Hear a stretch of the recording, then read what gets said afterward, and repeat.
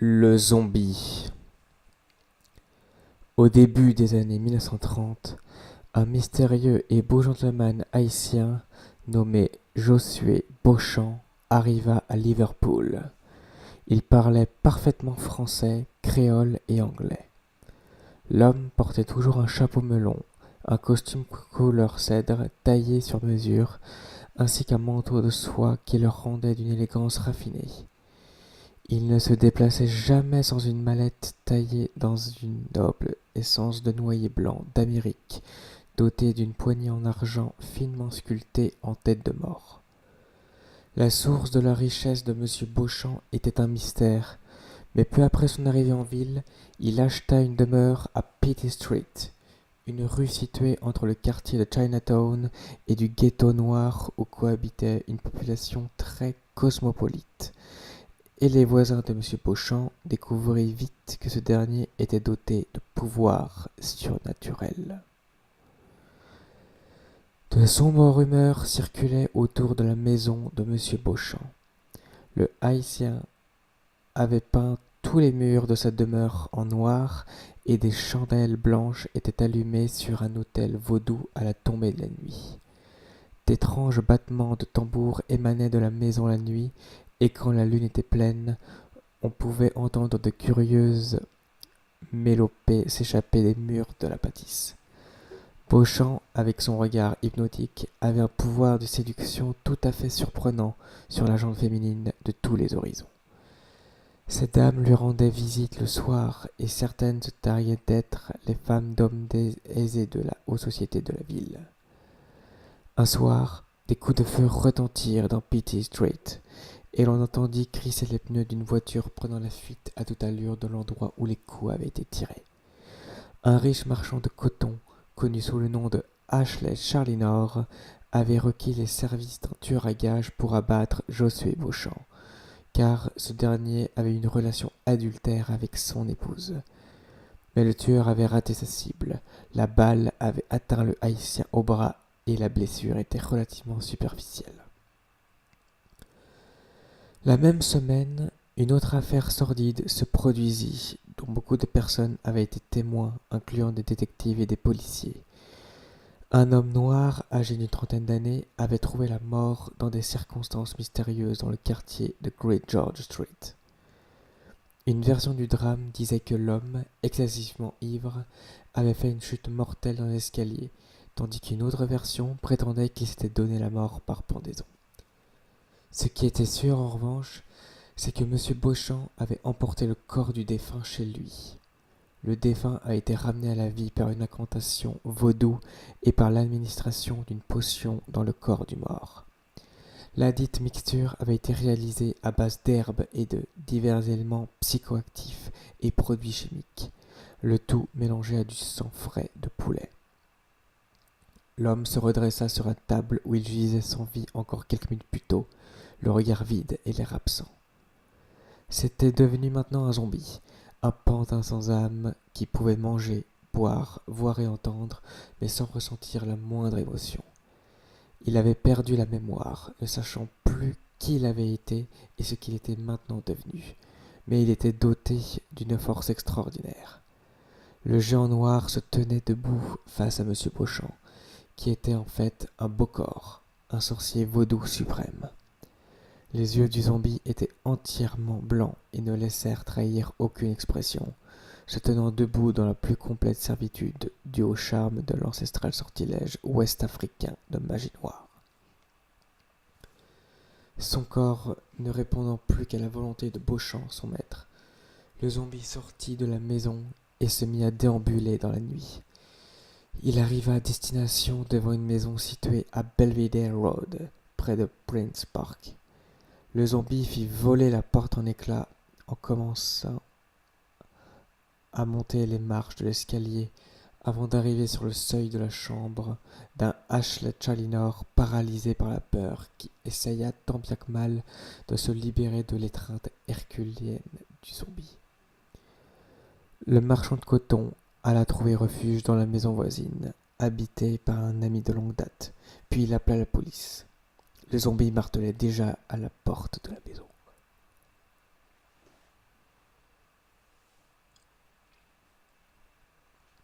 À ce propos, on raconte que, suite à cette nuit de terreur, les cheveux de Chalinor virèrent au blanc et que le marchand de coton fut retrouvé mort, une nuit quelque temps plus tard, d'une crise cardiaque après avoir hurlé comme un dément pendant son sommeil.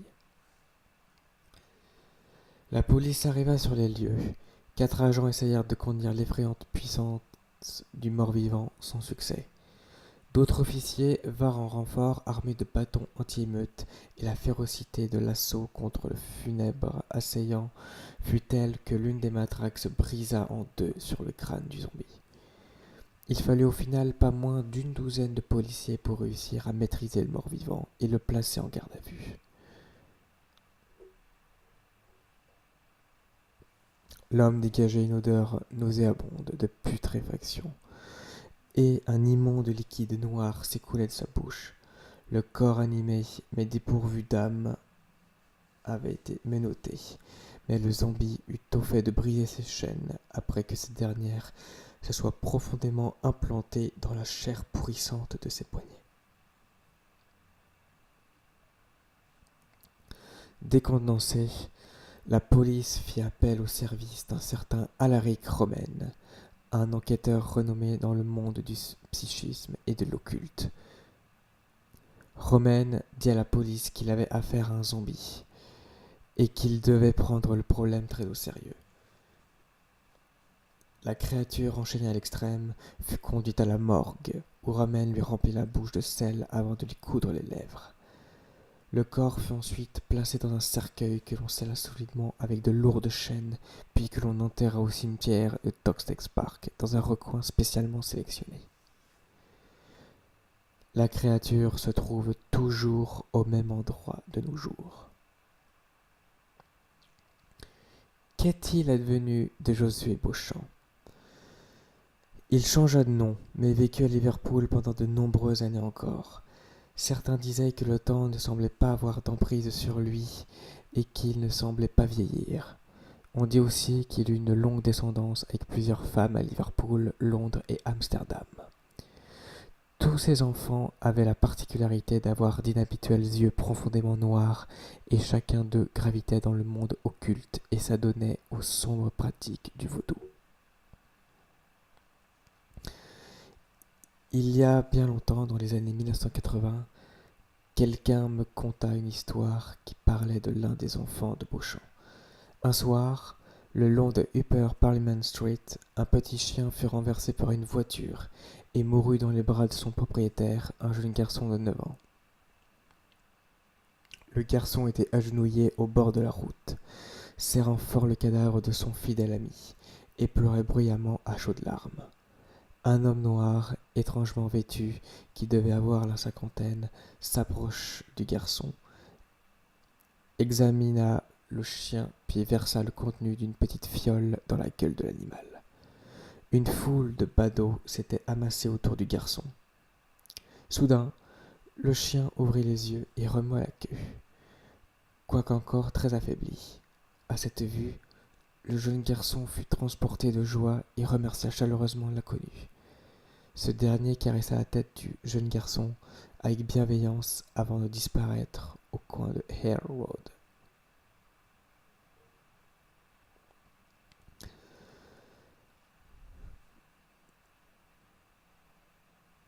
Il y a également une autre histoire, il y a quelques années en arrière, qui parlait d'une étrange aventure vécue par 2 hommes, que nous appellerons John et Harry. Par une de ces troublantes coïncidences, Harry apprit que son ami John avait une liaison avec sa femme. Et John, de son côté, apprit en même temps que Harry lui avait volé une grosse somme d'argent chez lui alors qu'il était lui-même en vacances avec la femme de Harry.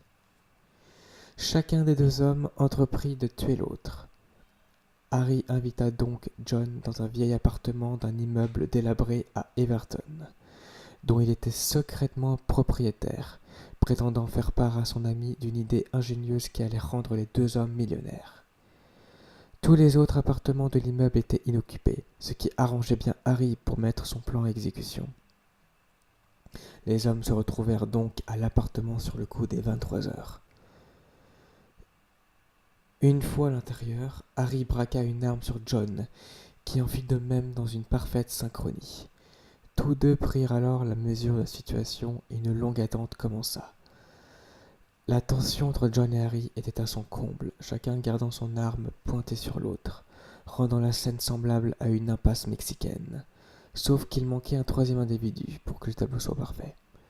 Les deux hommes avaient oublié de verrouiller la porte de l'appartement et le suspense fut interrompu quand ils entendirent un bruit sourd en provenance de la porte du salon.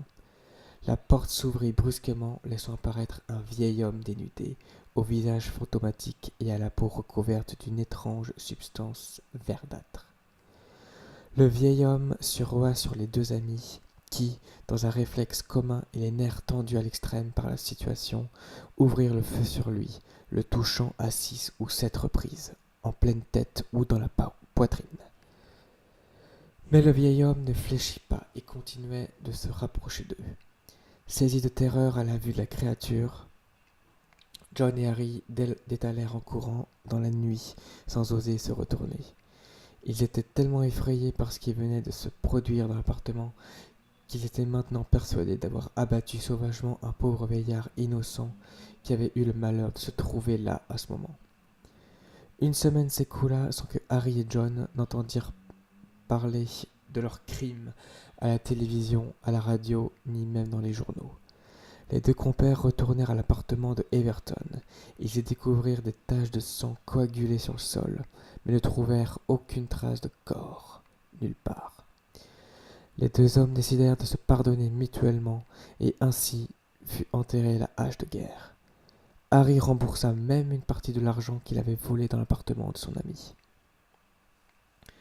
Une année après ces faits, Harry était dans un pub quand Sean, un vieil ami qu'il n'avait pas revu depuis des années, y pénétra. Les deux amis parlèrent pendant des heures et, au fil de la discussion, le sujet des fantômes fut abordé. Sean demanda à Harry s'il avait toujours ce vieil appartement à Everton. Harry avait en effet racheté l'appartement à Sean quand la mère de ce dernier était décédée. Harry répondit que oui, mais que s'il n'y rendait que très rarement, quand Sean lui posa une question étrange. « N'as-tu jamais rien vu qui sorte de l'ordinaire là-bas » Harry ne savait pas s'il devait parler de l'incident, incluant les armes à feu qui s'y étaient déroulées une année auparavant, et resta interdit devant Sean, ne sachant quoi répondre. Sean enchaîna. « Ma chère mère, Dieu la bénisse, disait que cet endroit fut hanté. » Sean lui expliqua que, il y avait des années de cela, il avait entendu l'histoire d'un vieil homme qui vivait près de la prétendue maison hantée. Le vieil homme en question raconta, une fois à Sean et à sa mère, que des étudiants en médecine avaient ramené dans leur pension un cadavre de leur école qui était initialement destiné à être disséqué. Les étudiants lui avaient alors retiré les globes oculaires dans le but de faire une farce à leur logeuse, une femme qui leur rendait la vie infernale. Peu de temps après avoir ramené le corps chez eux, le cadavre était mystérieusement revenu à la vie, les yeux en moins cependant. Le corps dénudé se mit alors à déambuler dans la maison, poussant des hurlements tout en palpant des mains ses orbites creuses. Quand la vieille logeuse, elle devait avoir dans les 60 ans, le vit, elle eut une attaque cardiaque et en mourut. Sean dit que sa mère avait entendu les cris du fantôme de la vieille femme à plusieurs reprises, mais que, heureusement, elle n'avait jamais eu la malchance de croiser le spectre du vieil homme, aux yeux arrachés. Harry fut profondément choqué par le récit de son compagnon. Il réalisa que c'était sur ce fantôme que lui et John avaient ouvert le feu cette fameuse nuit.